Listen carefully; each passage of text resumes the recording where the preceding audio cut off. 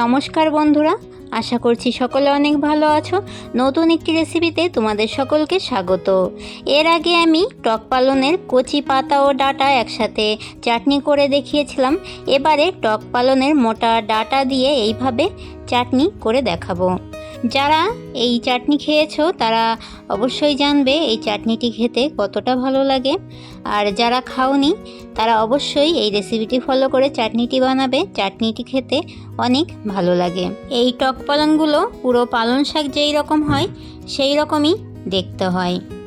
এই টক পালনগুলো শীতেই পাওয়া যায়। এখন বাজারে এই পালন শাকগুলো উঠে গেছে। আমি এই টক পালনগুলো বাজার থেকেই কিনে এনেছি। এই টক পালনগুলোর পাতাগুলোকে আমি আলাদা করে রেখে দিয়ে শুধু ডাঁটাগুলোকেই নিয়ে চাটনিটি করব। আর ডাঁটাগুলোকে এইভাবেই ছোটো ছোটো করে কেটে নিতে হবে। তোমরা যারা প্রথম আমার চ্যানেলে আমার ভিডিও দেখছো, আমার চ্যানেলটিকে সাবস্ক্রাইব করে দিয়ে পাশে থাকা বেল আইকনটি অল করে রাখার অনুরোধ রইল, যাতে আমার নিত্য নতুন রেসিপিগুলো তোমরাই প্রথমে দেখতে পাও। সব পালং শাকের ডাঁটাগুলোকে কেটে আর একবার ধুয়ে এবারে চাটনি রান্না করার জন্য কড়াইতে দিয়ে দিলাম সাদা তেল। তেলটা ভালো করে গরম করে নিয়েছি। এবারে ফোড়নে দিয়ে দিচ্ছি সর্ষে।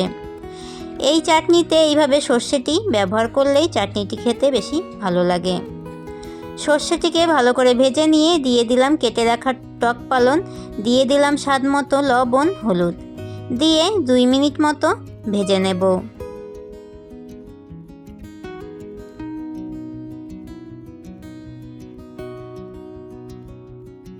দুই মিনিট পরে মিষ্টির জন্য দিয়ে দিচ্ছি চিনি।